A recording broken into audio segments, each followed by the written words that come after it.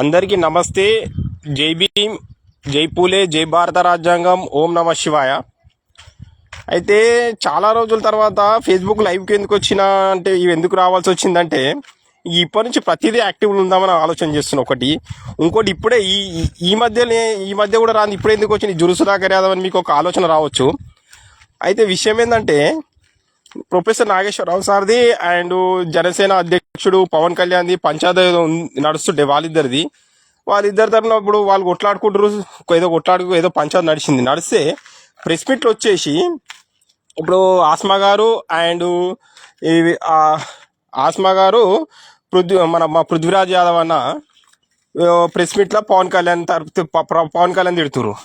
తర్వాత వచ్చేసి పవన్ కళ్యాణ్ తరపున వచ్చేసి పవన్ కళ్యాణ్ తరపున వచ్చేసి సంపత్ నాయక్ తిడుతుండు.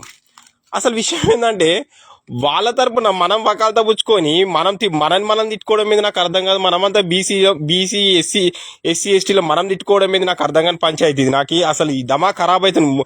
నేను 3-4 రోజుల నుంచి ఆలోచిస్తున్నా. అసలు వాళ్ళ కులపోళ్ళు తిట్టుకోవాలి కదా. వాళ్ళ కులపోళ్ళు వాళ్ళ తరపున వకాలత పుచ్చుకొని వాళ్ళు తిట్టుకోవాలి కానీ మనం వాళ్ళ తరపున నిలబడి మనం తిట్టుకోవడం ఏంది అసలు నాకు అర్థం కాదు. సరే తెలంగాణ విషయంలో వచ్చిరందాం, సరే వచ్చింది తెలంగాణ మంచిదే, తెలంగాణ ఆయన ఏమన్నాడు వీళ్ళేమన్నారు అంటారు, ఓకే. అసలు వచ్చిన తెలంగాణ ఎవరి పాలైంది? First of all BC SC ఎస్టీల వాటా అయింది. మన తెలంగాణ బీసీ ఎస్సీ ఎస్టీల వాటా ఎక్కడ ఉంది అసలు? ఫస్ట్ ఆఫ్ ఆల్ ఇప్పుడు గింత కొట్లాడుతురు. మా పృథ్వీన కొట్లాడుతుండు, ప్లస్ సంపత్ నాయక్ కొట్లాడుతుండు, ఆస్మా గారు కొట్లాడుతురు, మళ్ళీ తొలివేలుగు రగాన కొట్లాడుతురు. వీళ్ళంతా మంచిదే. మరి కొట్లాడిన వాళ్ళంతా నాకు ఏం అర్థమైతలేదు. మరి 43 మంది ఎమ్మెల్యేలు అగ్రవర్ణాలు ఓసీలు, మన బీసీలు ఎంతమంది ఎమ్మెల్యేలు తిప్పి కొడితే 19 మంది ఎమ్మెల్యేలు ఉన్నారు. మరి గిదాని గురించి కొట్లాడాలి కదా, రాజ్యం రావాలని కొట్లాడాలి. కానీ ఈ పవన్ కళ్యాణ్ తరపున సంపత్ నాయక్ కొట్లాడేది నాకు అర్థం కాదు. నాగేశ్వరరావు సార్ తరపున ఆస్మా గారు, ఈ రఘువన్న మా పృథ్వీరాజ్ యాదవ్ అన్న కొట్లాడింది. నాకు ఏం పిచ్చి లేచి మెంటల్ ఎక్కిపోతుంది. అసలు రాజ్యం కోసం కొట్లాడాలి మనం. ఇంకోటి సరే మీరు నిజంగా కొట్లాడాలని సమాజం కోసం ఏం కొట్లాడుతున్నాం అనుకుంటే మన సిద్దిపేటలో మాదిగోళ్ళని గుళ్ళకి రానియలేరు. గాడపోయి మాట్లాడాలి, గాడపోయి అవేర్నెస్ చేయాలి. మీరు చదువుకుర్రు గొప్పోలు, తెలివి కల్లోళ్ళు, మీరు అందరు గాడపోయి అవేర్నెస్ పెంచాలి, ప్రజల మధ్య ఐక్యత భావం పెంచాలి. తర్వాత వచ్చేసి నిర్మలమ్మ గొల్లోలని పృథ్వన్న గీడ లొల్లి పెడుతున్నావు మంచిగా ఉంది. గడ నిర్మల మధ్యలో ఏం జరిగిందో తెలుసా? నిర్మల గ్రామ హెచ్డిసి ఉంది, గ్రామ అభివృద్ధి కమిటీలు అట, అవేంటియో తెలియదు. అవి వాళ్ళు ఏం చేసిరంట, అక్కడ రెడ్డిలు అంతా కలిసి మన గొల్లోలని గ్రామ బహిష్కరణ చేసిరే. పృథ్వన్న నువ్వు గాడికి పోవాలా ముచ్చట. ఈడ నల్గొండల పాపం ఒక సర్పంచ్కి పోటీ చేస్తానని చెప్పి తెలిస్తే ఆ రెడ్డిలకు మూత్రం తాగిచ్చాడు, ఉచ్చ తాగిపించిరట. గాడవై లొల్లి పెట్టాలి.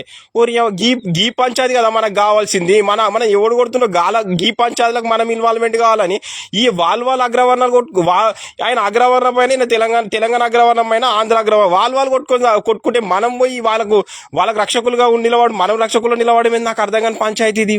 ఓరి ఇదేం కలర్ రాజేష్ ని ఆడ జైల్లో చంపేసారు. కలర్ రాజేష్ దగ్గర పోయి ధర్నా చేయాలి ఇష్యూ. అప్పుడు ధర్నా చేసే ఉండే, మీరు అక్కడ ధర్నా చేయకుండా నాకు ఏం అర్థమైతే మెంటల్ ఎక్కిపోతుంది. ఇక్కడ కుమ్మర బాధ్యతల తరపున, సరే కుమ్మర బాధ్యతల తరపున నాకు తెలిసి ఆస్మా గారు పోయిరు అనుకుంటా, చూసిన పృథ్వన్న కూడా కొంచెం పోయిండు. అక్కడ పోయిరు. సరే రిజల్ట్ ఏమొచ్చిందని ఎన్నికేషన్ విషయం కానీ పోనైతే పోయిరు. ఇట్లనే అన్ని జాగాలలో పోయి ఈ యావరేజ్ మొన్న ఎక్కడో చూసిన వార్తలు, కరెక్ట్ డిస్ట్రిక్ట్ గుర్తు రావట్లేదు నాకు. అక్కడ గౌడ్లని, మా గౌడ బిడ్డల్ని గుళ్ళకి రావద్దన్నారు అంటారు. గిది కదా అవేర్నెస్.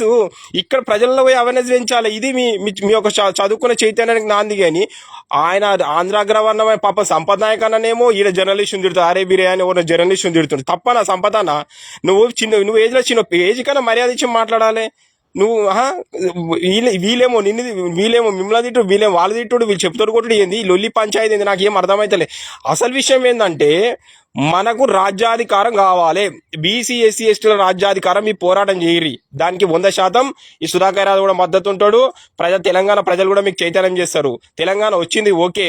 వచ్చిన తెలంగాణ ఎవరి పాలైంది? ఈ ప్రశ్న ఇది కావాలి మనకు. ప్రశ్న ఒకటి, వచ్చిన తెలంగాణ ఎవరి పాలైంది? వచ్చిన తెలంగాణ మన బతుకులు ఏమన్నా బాగుపడ్డాయా? ఇప్పుడు నా పర్సనల్ విషయానికి వస్తా. తెలంగాణ కోసం నేను కూడా మస్తు కొట్లాడినాం, తిరిగినాం. కాలేజీకి నెల రోజులు బంధిస్తే కూడా కాలేజీ పోలే, స్కూళ్ళలో కూడా కొట్లాడినాం అప్పట్లో.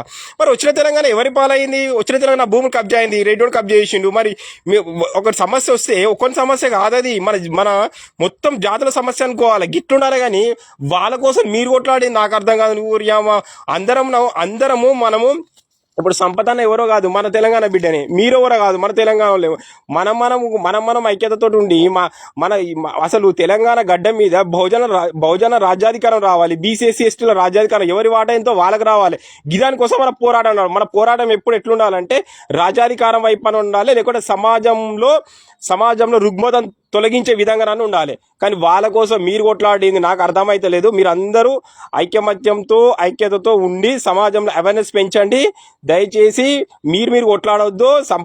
సంపతన్న మన మనిషే, ఆస్మక్క మన మనిషే, పృథ్వీ అన్న మన మనిషే, తొలి వెలుగు రగన్న కూడా మన మనిషి, అందరం మనమే ఇక్కడ. కానీ మన అందరం మూల మీద బీసీలము, మన సంపద నాయకన్న ఎస్టీ, మీరంతా బీసీలు, మన బీసీ ఎస్సీ ఎస్టీలు. ఇది కాదు, ఈ బీసీ ఎస్సీ ఎస్టీలు కొట్లాడుకుని పంచాయతీ కాదు. వాళ్ళ కోసం మనం కొట్టుకుని కాదు. మనం అవేర్నెస్ తెచ్చుకొని రాజ్యాధికారం వైపే మన ప్రయాణం ఉండాలి. ఇది కావాలి. ఉంటా. Thank you.